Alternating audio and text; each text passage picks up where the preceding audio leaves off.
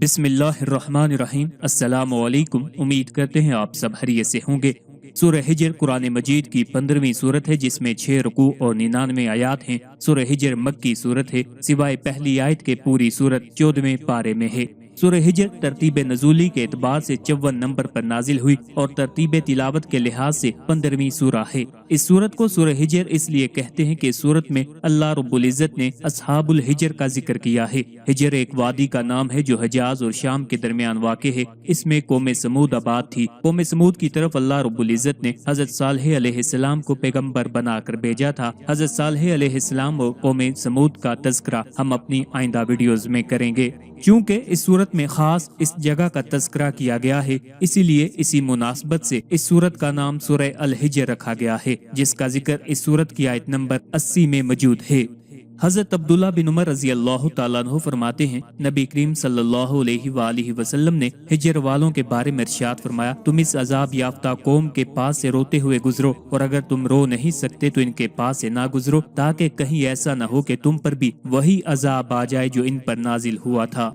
हजरत अब्दुल्ला बिन उमर रज़ी अल्लाह तआला अन्हु फरमाते हैं, जब रसूल करीम सल्लल्लाहु अलैहि वसल्लम हिजर के मुकाम से गुजरे तो इरशाद फरमाया, तुम कुफर करके अपनी जानों पर जुल्म करने वालों के घरों में रोते हुए दाखिल होना, ताकि तुम पर भी वही अजाब न आ जाए जो इन पर नाजिल हुआ था। फिर हुजूर अक़दस सल्लल्लाहु अलैहि वसल्लम ने अपनी चादर से सर और चेहरे को ढांप लिया और उस वक़्त आप सल्लल्लाहु अलैहि वसल्लम अपनी सवारी पर थे। सूरत की इब्तिदा में कुरान मजीद को रोशन किताब करार देने के बाद कुफ्फार को इस बात का इंतबाह किया गया है, खाओ पियो और ऐश करो, मगर अनकरीब तुम्हें इस बात का पछतावा होगा कि काश हम मुसलमान होते, यानी अल्लाह ताला के ताबे फरमान होते। इन्हें यह भी बतलाया गया है कि कुरान मजीद की तकजीब करने और नबी करीम सल्लल्लाहु अलैहि वसल्लम को मजनून करार देने के बावजूद तुम पर अल्लाह ताला की गिरफ्त नाजिल नहीं हुई, तो ये मोहलत इसलिए है कि अल्लाह ताला ने हर फर्द और कौम की अजल का यानी कि मौत का एक वक्त मुकर्रर कर रखा है, जो किसी की नेकी या नाफरमानी की वजह से आगे पीछे नहीं हो सकता। जहाँ तक कुरान मजीद का मिन जानिबिल्लाह होना और इसकी सच्चाई का ताल्लुक है, तो अल्लाह ताला ही ने इसे नाजिल फरमाया और वही इसकी हिफाजत करेगा। दर हकीकत तुम लोग जिस किस्म की अल्जाम तराशी और मुतालबे करते हो, इसी तरह के इल्जामात और मुतालबे तुमसे पहले मुजरिम कर चुके हैं।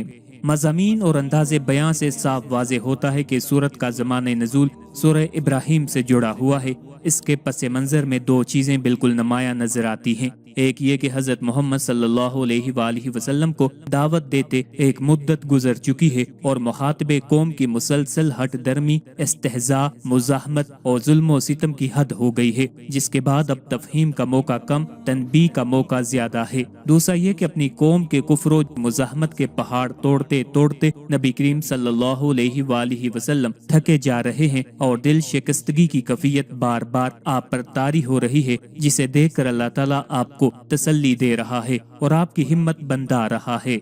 मक्का मुकरमा में नाजिल होने वाली दीगर सूरतों की तरह इस सूरत का मरकजी मजमून भी ये है कि इसमें अल्लाह ताला की वहदानियत, उसकी कुदरत, नबी करीम सल्लल्लाहु अलैहि वसल्लम की नबूवत, मरने के बाद दोबारा जिंदा किए जाने और अमाल की अज्जा मिलने को कई तरह के दलाइल से साबित किया गया है। और इसके अलावा इस सूरत में दर्ज झैल मज़ामीन बयान किए गए हैं। कुरान पाक की हिफाजत की जिम्मेदारी अल्लाह ताला ने खुद ली है। अल्लाह ताला के अंबिया और रसूलों के साथ कुफ्फार और मुशरिकीन का तर्ज अमल बयान किया गया है।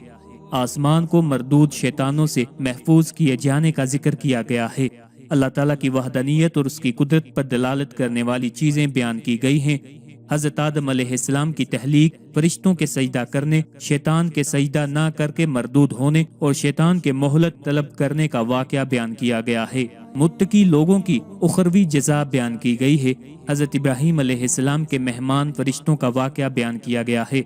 अपने हबीब सल्लल्लाहु अलैहि वसल्लम की तसल्ली के लिए अल्लाह ताला ने हजरत लूत अलैहिस्सलाम और उनकी कौम का वाकया, हजरत शुएब अलैहिस्सलाम और असहाबे ऐका का वाकया, हजरत सालेह अलैहिस्सलाम और उनकी कौम समूद का वाकया बयान फरमाया है।